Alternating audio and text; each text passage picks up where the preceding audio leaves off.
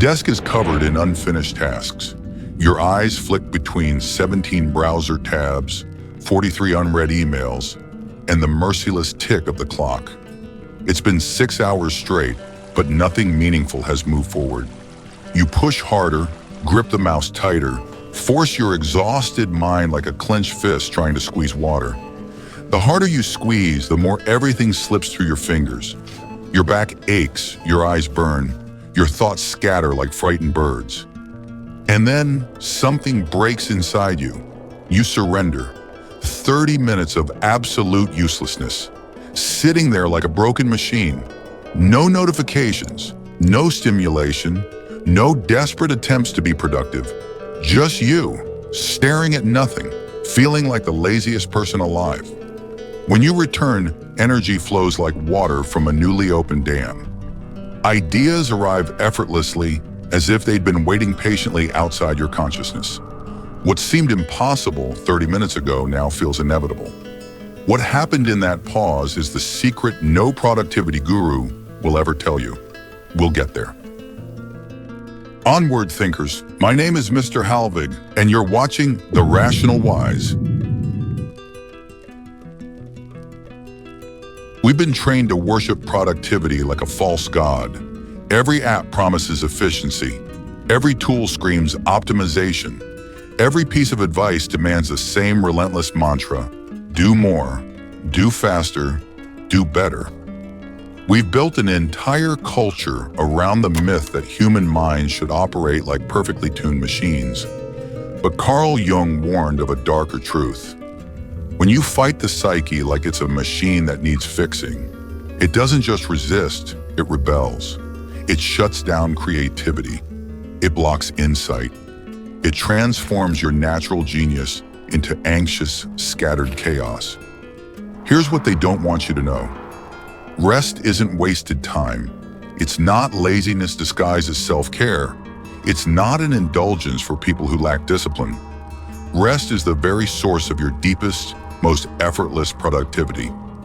The most breakthrough ideas in history didn't come from grinding harder. They came from minds that dared to stop grinding altogether. Einstein's theory of relativity emerged during leisurely walks. Lin-Manuel Miranda conceived Hamilton while reading on vacation. The solutions you're desperately forcing will arrive the moment you stop forcing. In this session, I'll give you 3 revolutionary insights. A sentence to free you from guilt when you rest. A symbolic practice you can carry anywhere to transform your relationship with emptiness. A 3-step ritual to turn 30 useless minutes into unlimited fuel for your most important work. By the end, you'll understand why the most productive people are often the ones who dare to do absolutely nothing. Rest is power.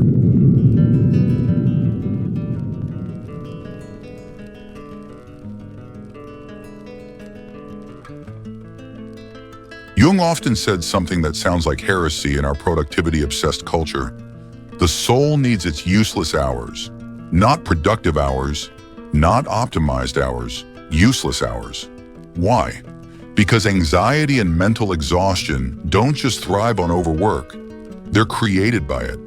Your mind isn't designed to process information continuously without pause. When you force constant input, constant analysis, constant decision-making, something fundamental inside breaks. Rest, true rest, feels completely useless to a mind trained for efficiency. This creates a vicious psychological cycle that traps millions of people.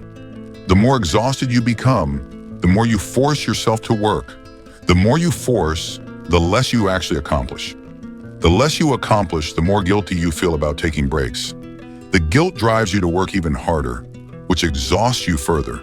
It's a downward spiral that ends in burnout, anxiety, and the complete destruction of natural creativity. Here is the line that breaks this cycle forever. Doing nothing repairs everything. Let me share a story that illustrates this principle perfectly. I once worked with a brilliant writer who had been forcing himself to type for 12 hours straight every single day. He'd wake up at 5 a.m., sit at his desk, and refuse to move until 5 p.m. His words gradually blurred into meaningless nonsense. His characters felt flat and lifeless. His plot became confused and contradictory. He began to hate himself for being slow, for being blocked, for lacking the discipline he thought successful writers possessed. His inner critic became louder than his creative voice. Finally, after weeks of this self-imposed torture, something inside him collapsed. In complete defeat, he abandoned his desk and lay on the couch. For 30 minutes, he did absolutely nothing. No phone, no stimulation, no podcasts, no music, no agenda whatsoever. He just stared at the ceiling, feeling like the most unproductive person in the world. When he finally returned to his desk, something extraordinary happened. 3 full pages flowed out of him, as if they had already been written somewhere deep inside his unconscious mind. The dialogue was sharp. The descriptions were vivid. The story moved with natural momentum. The breakthrough came not from pushing harder, but from surrendering completely to apparent uselessness. If you're enjoying the content, don't forget to hit the like button. It helps more than you think. Now let's continue. The lesson: uselessness is not waste. It is incubation. Your mind needs space to reorganize, integrate, and synthesize everything it has absorbed. Creativity doesn't happen during the grinding. It happens in the spaces between the grinding. Uselessness heals.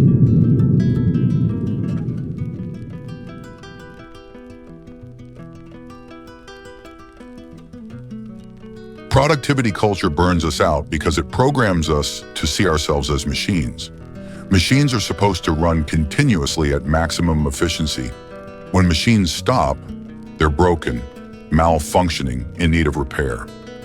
We've internalized this mechanical metaphor so deeply that we feel defective every time we need to pause. Carl Jung suggested a completely different image: the empty cup. An empty cup is not broken.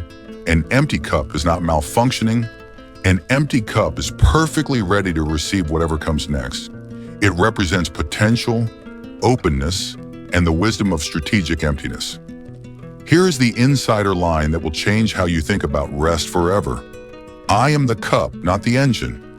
This shift in metaphor is more powerful than any productivity technique you'll ever learn. When you see yourself as an engine, stopping feels like failure. When you see yourself as a cup, emptying becomes preparation. Let me tell you about a young lawyer who discovered this principle during the most stressful period of his career. He was working on 3 major cases simultaneously, each with crushing deadlines. His solution was to drink coffee after coffee, forcing his nervous system into a constant state of artificial alertness. By noon, his hands would shake uncontrollably. By 3 p.m., his focus would scatter like leaves in a hurricane. By evening, his thoughts jumped frantically between legal precedents, client concerns, and case strategies without any coherent organization. He was running himself like a machine that was slowly breaking down. When he learned about Jung's cup metaphor, everything changed. He began to see himself not as an engine that needed to run continuously, but as a vessel that needed to be periodically emptied and refilled. He no longer feared the emptiness. Instead of forcing more stimulation into his overloaded system, he took 30 minutes each afternoon to sit by his office window with absolutely no input. No phone calls, no case files, no legal briefs, no podcasts, no music. Just him, the window, and the space for his mind to settle. When he returned to work after these empty periods, he could accomplish in 2 focused hours what previously took him 10 hours of scattered forcing. His legal arguments became clearer, his case strategies more elegant, his client interactions more present and effective. You can carry this same symbol anywhere. When guilt whispers the word lazy during your rest periods, remind yourself, the cup must be emptied before it can be filled with anything valuable. When others judge your pause, know they fear their own emptiness because they've never learned to see it as preparation rather than failure. The empty cup holds infinite potential. The empty cup.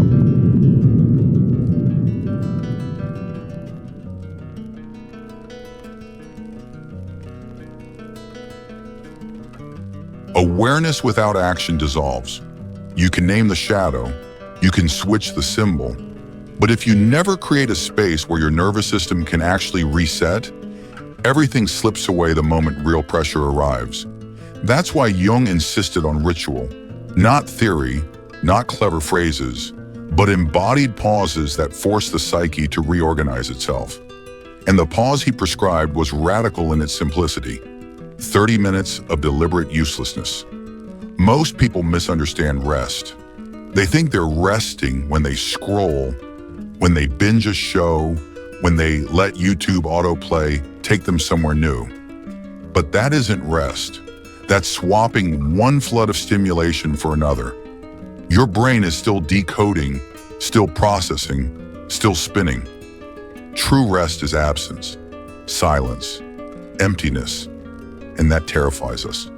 Because in emptiness, we confront ourselves. That's why 30 minutes of nothing feels harder than 12 hours of grinding. You can survive exhaustion more easily than you can survive silence. But it's in silence where the unconscious finally has room to work. Here's Jung's precise ritual. Remove stimulation. Screens off. Notifications silenced. No books, no podcasts, no music. Enter uselessness. Sit or walk aimlessly. Let your mind drift with no task, no agenda, no productive purpose. Return gently. When 30 minutes end, choose only one action. Write one paragraph. Solve one problem. Take one step. The ritual's power depends on this simplicity. One cycle, 30 minutes, infinite renewal. I once spoke with a software engineer racing to meet a brutal deadline. He spent 14 hours a day hunched over code, hammering his brain against bugs that refused to die. His sleep shrank, his caffeine rose, and his patience disintegrated. Every fix created 3 new problems. He was sprinting in quicksand. Finally, he broke. He shut the laptop and went for a walk.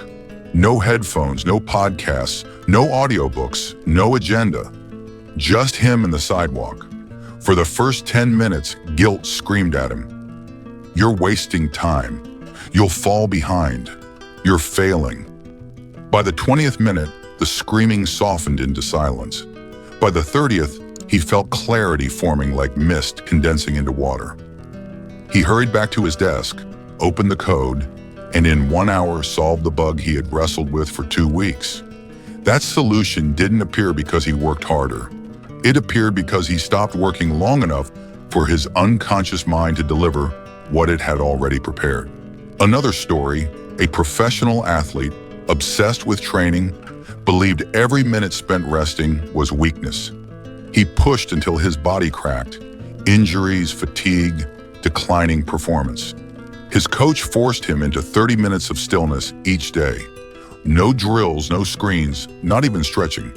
Just a chair in a quiet room. At first it felt unbearable, like prison.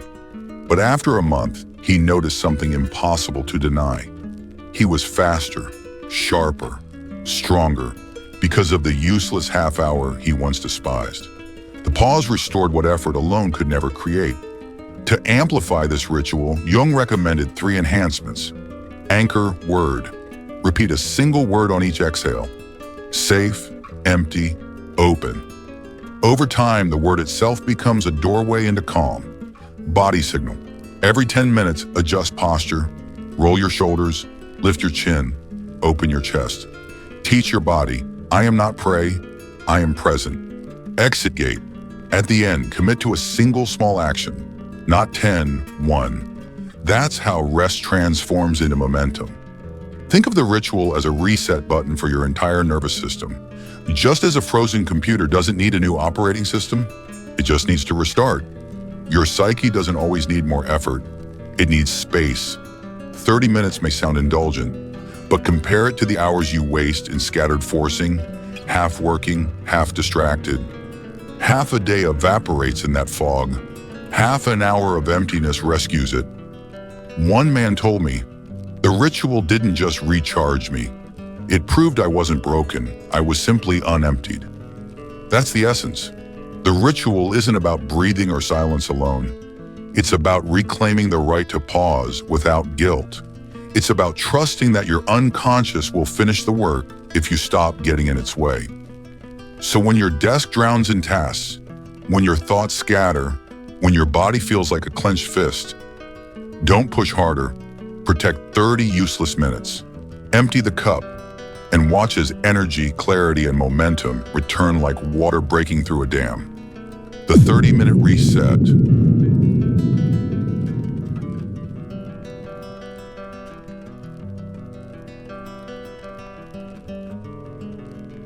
Now for the deeper truth, the part Jung rarely said aloud, the part hidden between the lines of his writings.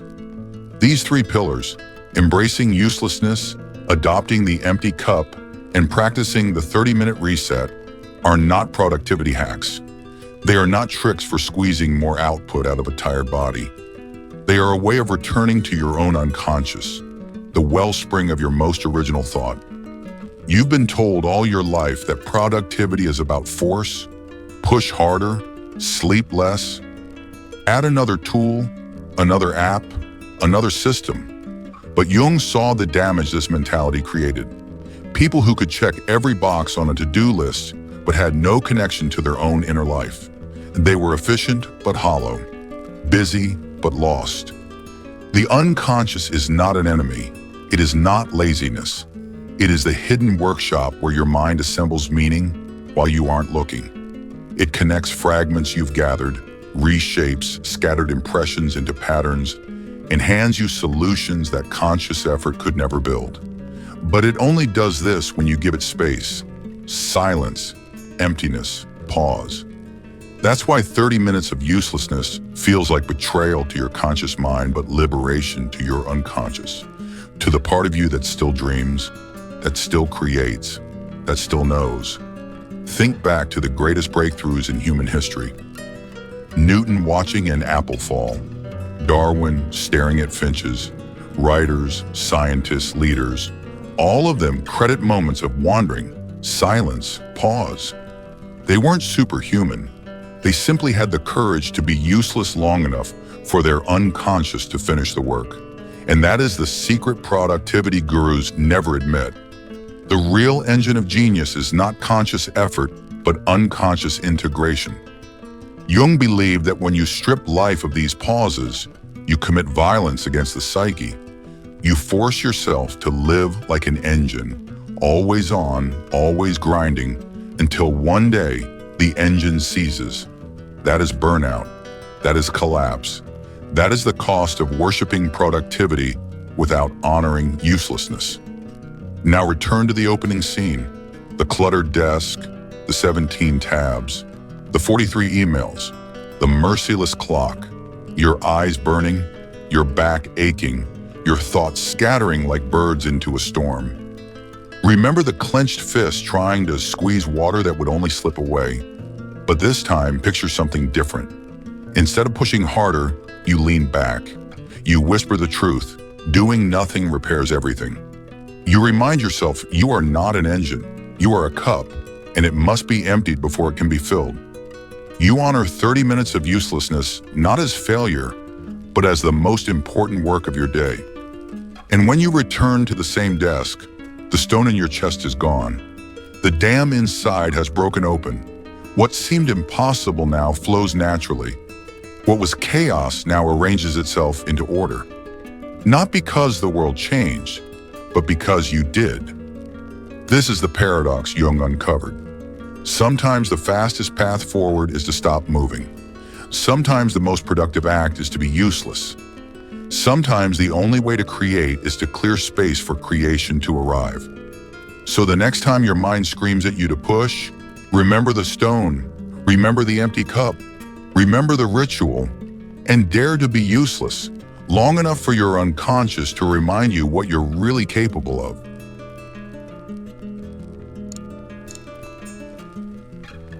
Now it's your turn to test this approach. You've heard the theory. You've walked through the stories. You've seen how uselessness, emptiness, and the 30-minute reset can restore more than just energy. They can restore clarity, creativity, and even dignity. But ideas only matter when you test them in the furnace of your own life. So here's the challenge. The very next time you feel yourself drowning under tabs, emails, or expectations, resist the urge to push harder. Instead, dare to pause. Protect 30 minutes of complete uselessness. Empty the cup. And when you return, notice what happens. Not someday, not in theory, but right then. And to anchor this in memory, I want you to do one simple act right now. Type one word in the comments. Cup. Just that. Cup. Because the symbol matters. When you write it, you remind yourself and everyone else reading that emptiness is not failure. It is preparation. The empty cup is not broken, it is ready. Why comment? Not for me. Not for the algorithm, though. Yes, it helps more people see this message. But because words written in public last longer than private thoughts. By typing cup, you're making a small declaration. I refuse to live as an engine. I choose to live as a vessel, open and ready to be filled with something real. And imagine the ripple effect.